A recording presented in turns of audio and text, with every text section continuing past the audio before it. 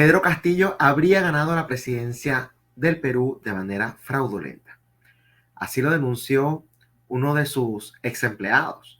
Pero la pregunta que hay que hacerse en este contexto es, ¿qué hay detrás de estas acusaciones?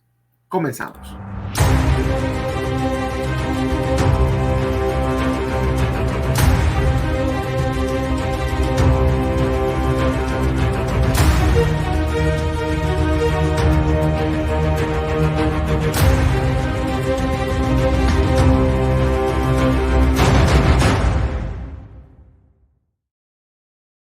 Bienvenidos a Giro a la Derecha con Esteban Hernández. Si quieres tener información actualizada en materia migratoria, te recomiendo que llames al abogado John de la Vega. John de la Vega es un abogado venezolano americano especialista en el tema migratorio que ha ayudado mucho a la comunidad venezolana y latinoamericana acá en los Estados Unidos. Así que si tienes dudas sobre cualquier cuestión en materia migratoria, te recomiendo que llames al abogado John de la Vega al teléfono que se encuentra en pantalla o también le puedes escribir al correo electrónico que se encuentra en pantalla.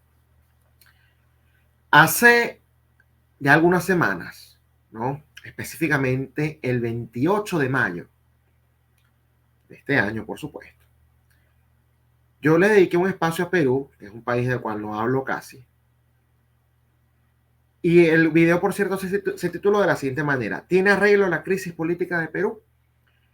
En gran medida, yo, entre otras cosas, dije que, bueno, parece que hay condiciones puestas, ¿no? O dadas para la remoción de la señora Dina Boluarte de la presidencia. Recordemos que Perú en los últimos años ha tenido un periodo de inestabilidad política enorme. Me atrevo a decir que desde que ganó Pedro Pablo Kuczynski en adelante no han tenido ningún presidente que haya terminado su mandato. Y bueno, lo que se vive es esta turbulencia constante en donde cambian de mandatario como cambiarse de ropa. Sin embargo, en el caso de Pedro Castillo, y eso creo que cualquier persona con sentido de la institucionalidad, con respeto a la República y con defensa incluso a la democracia, puede concluir que lo que le hicieron a Pedro Castillo no fue algo político, porque quien intentó dar justamente un golpe de Estado fue ese individuo, que abiertamente, bueno, incluso le hizo un llamado a las Fuerzas Armadas y dijo que iba a cerrar el Congreso y cualquier cantidad de cuestiones que no estaban o que no están plasmadas en la Constitución. Entonces, él trató de darse un autogolpe y ante ello es que justamente lo remueven. Lo curioso es que ese autogolpe, ese intento de golpe, ¿no? Desde la presidencia, él lo hace porque él ya sabía que lo iban a remover, bueno, por las múltiples casos de corrupción que evidentemente lo rodeaban. Sin embargo, en todo este contexto quedó justamente la señora Dina Boluarte, que era su vicepresidente. Creo que es una de las mandatarias, si no la mandataria con mayor rechazo en toda la región. En gran medida, y lo explicaba en ese programa, porque gente como yo, que no están o que no son afines ideológicamente con la señora Boluarte, jamás la vamos a apoyar. Evidentemente yo no soy peruano, pero dentro de Perú hay gente que piensa como yo. Y bueno, la gente que sí votó por ella, que son los mismos que votaron por Pedro Castillo, tampoco la apoyan porque la ven como una especie de traidora, ¿no? Alguien que traicionó al señor Pedro Castillo por ambiciones personales de poder. Con todo ese escenario que les he pintado, justamente parte del cuestionamiento que yo hacía en ese video del 28 de mayo, lo pueden buscar si quieren ver todo lo que allí dije, era que precisamente existe ese caldo de cultivo para remover a la señora del poder. No cuenta con el apoyo de ningún partido, porque incluso los suyos la ven como algo terrible. No cuenta con el apoyo de la gente. No tiene, digamos, entre comillas, la legitimidad que sí tuvo Pedro Castillo a través del proceso electoral, porque la gente votó fue por Pedro Castillo, no por ella. Y entonces con todas esas preguntas, bueno, muy probablemente, incluso por presión ciudadana, no estoy diciendo que vaya a ocurrir, probablemente también pueda terminar su mandato, ¿no? Lo poco que le queda, porque realmente no le queda tanto, y el Congreso quizás por garantizar estabilidad política decida no removerla. Un Congreso que no está en manos de Perú Libre, que se llamaba, ¿no? La organización de Pedro Castillo. Pero lo que yo haya apuntado y señalaba es que existen las condiciones. Y hoy justamente, mejor dicho ayer, día lunes, comenzó a salir una información de una denuncia que hizo un ex empleado del señor Pedro Castillo y de la señora Dina Boluarte, tengo entendido que asesor. Se llama Salatiel Marrufo. En una exclusiva que, bueno, le dio a un medio de comunicación allá en Perú, él hizo algunas denuncias bastante graves. Yo les quiero dejar el video, me voy a salir de pantalla para poderles compartir lo que es el reportaje que allí se está haciendo. Y después también una frase que en ese reportaje no aparece, para tratar de contestar la pregunta, ¿por qué? ¿Por qué esta denuncia se hace 3 años después de donde supuestamente ocurrió lo que el señor está denunciando? No me voy a quitar de la pantalla, voy a quedarme aquí para escuchar con claridad todo lo que acá se dice. Aquí donde regresa Salatiel Marrufo para hacer números. El 10 de junio de 2021 me reuní con un estadístico en la casa ubicada de la avenida Bolivia 724, Breña. Entonces, esa noche en la reunión me expuso una información bien interesante. De considerarse las impugnaciones presentadas hasta las 8 de la noche del 9 de junio de 2021, tal como se había establecido por el JNE, Pedro Castillo podía ganar las elecciones por una diferencia de 120.000 votos aproximadamente. Sin embargo, si admitían las impugnaciones presentadas después del plazo establecido y, digamos, si Fuerza Popular contaba con resoluciones favorables por parte del jurado de los recursos impugnatorios, ganaba Keiko Fujimori por una diferencia de 50.000 votos aproximadamente. Esta información era crucial para efectos de ganar las elecciones. Antes de continuar, quiero aclarar aquí algo. Esto fue precisamente en esas elecciones del año del cual el señor Marrufo hace mención, ¿no? Que hubo muchísimos cuestionamientos respecto a la transparencia de los resultados que ofreció precisamente la Junta Electoral, ¿no? El Jurado Nacional de Elecciones de Perú, ese que están viendo en pantalla, en donde, bueno, Keiko Fujimori, después que se dieron a conocer los primeros resultados, hizo una exigencia de un recuento de votos porque a su juicio ese no era el resultado real, ¿no? Ella denunció que, bueno, la información que ella manejaba era otra. Y vemos que en el testimonio que da este señor, 3 años después, eso se corroboraría.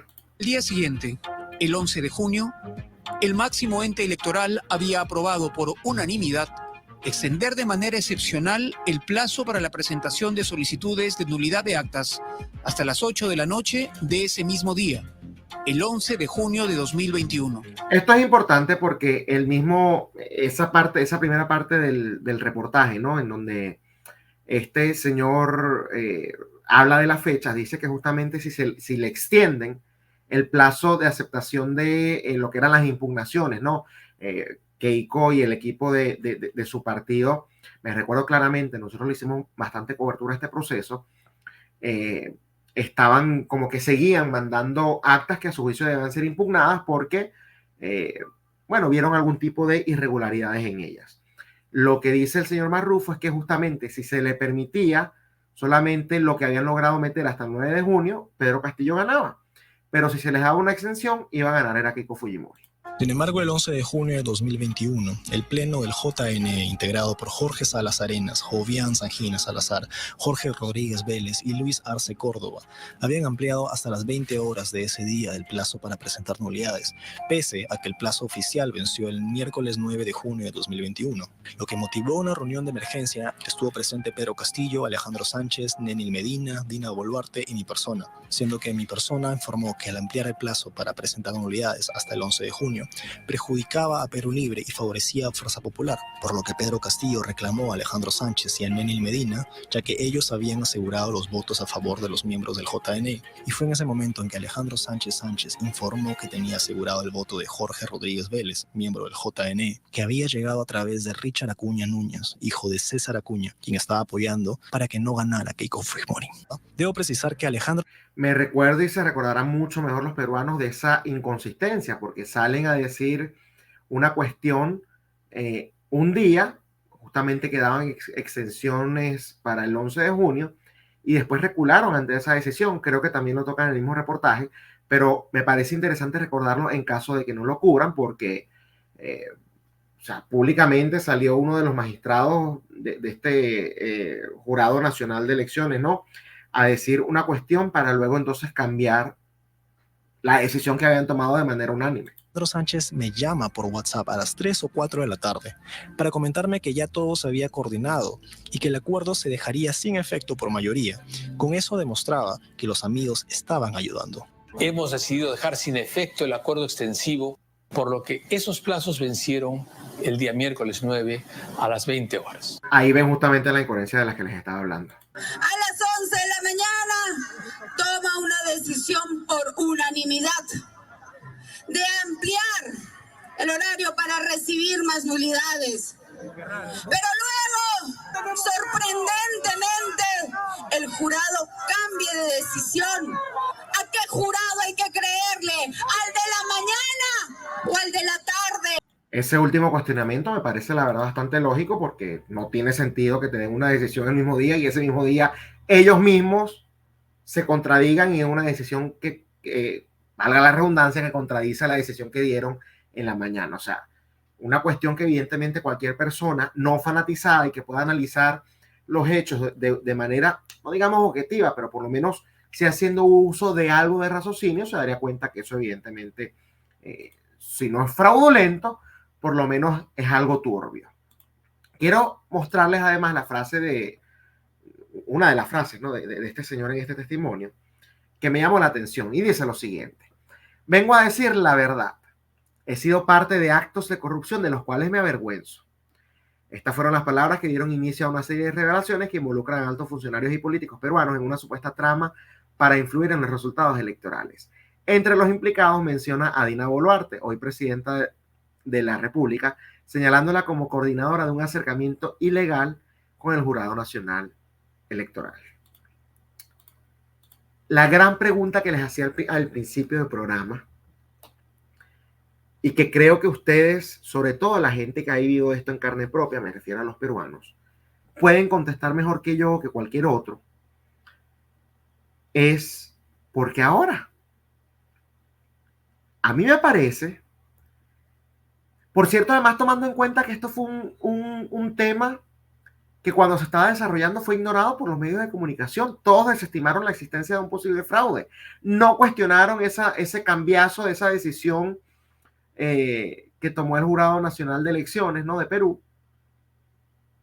Y fue como que borrón y cuenta nueva. Listo, ya las impugnaciones se dieron hasta el 9 de junio, ganó Pedro Castillo, no hablamos más del tema. Pero ahora sí le dan cobertura y le dan importancia y relevancia a este testimonio. No es una defensa a la señora Dina Boluarte, como les dije. No la apoyo, no comparto su ideología, me parece nefasta. Pero yo creo que detrás de esto, detrás del testimonio salir a estas alturas del partido y de la cobertura y de la importancia y de la relevancia que evidentemente se le está dando, porque bueno, es un hecho noticioso, está la realidad que les estaba comentando al principio y que comenté además en el programa que les dije del 28 de mayo, recomiendo que lo busquen, titulado ¿Tiene arreglo la crisis política de Perú? Me parece que están haciendo camino para la remoción de la señora Boluarte. Como nadie la quiere, no la quieren los de Castillo, no la quieren los de derecha, no la quieren absolutamente nadie, ¿no? Entonces, evidentemente, con esto es más fácil deshacerse de ella. Ahora bien, el señor menciona no solo a la señora Boluarte. Allí dice que Castillo estuvo en una reunión y dijo, a mí me habían garantizado que tenía los votos en la Junta Nacional de Elecciones. Entonces, en esa misma trama de corrupción, de manipulación de resultados electorales, de fraude, o el término que ustedes quieran utilizar, Pedro Castillo también tiene que verse manchado, junto con todos los demás nombres que allí menciona, y la gente que participó en esa reunión privada. Pero además hace mención directa a Pedro Castillo, que dice que se quejó porque a él le habían garantizado que él tenía los votos del jurado electoral, ¿no? Y entonces después fue que revirtieron la decisión. ¿La ilegalidad la cometió la señora Dina Boluarte? Si esto es cierto, sí. Así como la cometió el testigo, así como la cometió Pedro Castillo. Y si la justicia le cae a alguno de ellos, debería también caerle al señor Pedro Castillo, porque formó parte del mismo entramado que no solamente habla de corrupción, de manipulación, de fraude y de todo eso, sino que es un descaro total hacia los peruanos, que de darse como cierto, de demostrarse la veracidad de estas informaciones que está dando el testigo, pues burlaron la decisión de los peruanos, que mayoritariamente, aparentemente, habían escogido a la señora Keiko Fujimori como su presidente y no a Pedro Castillo. Pero bueno, esto tiene que quedar para la reflexión a los peruanos en esta oportunidad, a que no se coman nunca la narrativa oficial, a que siempre cuestionen, a que vean las incongruencias, en donde la narrativa, si te la cuentan de una manera y después la cambian, ¿por qué hubo ese cambio? En donde la narrativa tiene inconsistencias, la narrativa oficial quiero decir. Cuando se empiezan a hacer esas preguntas, es mucho más difícil cometer este tipo de actos. Porque en gran medida, y yo lo dije en una oportunidad y lo repito, la gente también rechaza a Keiko Fujimori, esa es la verdad. Ella se ha lanzado en 3 oportunidades y en las 3 oportunidades, bueno, hemos visto un resultado desfavorable en su contra. Gana la primera vuelta porque tiene una base bastante sólida, eso sí es cierto, pero en la segunda vuelta no gana contra nadie. No ganó contra Kuczynski, no ganó contra Humala y no ganó contra Castillo. Entonces, ese es lamentablemente, ¿no? El escenario en el que estamos. Y yo creo, me parece a mí, que ahora en adelante los peruanos tienen que ser un poquito más escépticos respecto a lo que les dicen. Es lo que les digo. Vean sencillamente, escuchen la narrativa oficial, observen las acciones de todos los que están allí contándote una historia, la que sea, y vean las inconsistencias. Y cuando consiga una inconsistencia, pregúntese por qué hubo esa inconsistencia. Porque acá el jurado electoral sale un día diciendo que iban a permitir una extensión de impugnaciones y ese mismo día cambiaron esa narrativa, o esa decisión, mejor dicho.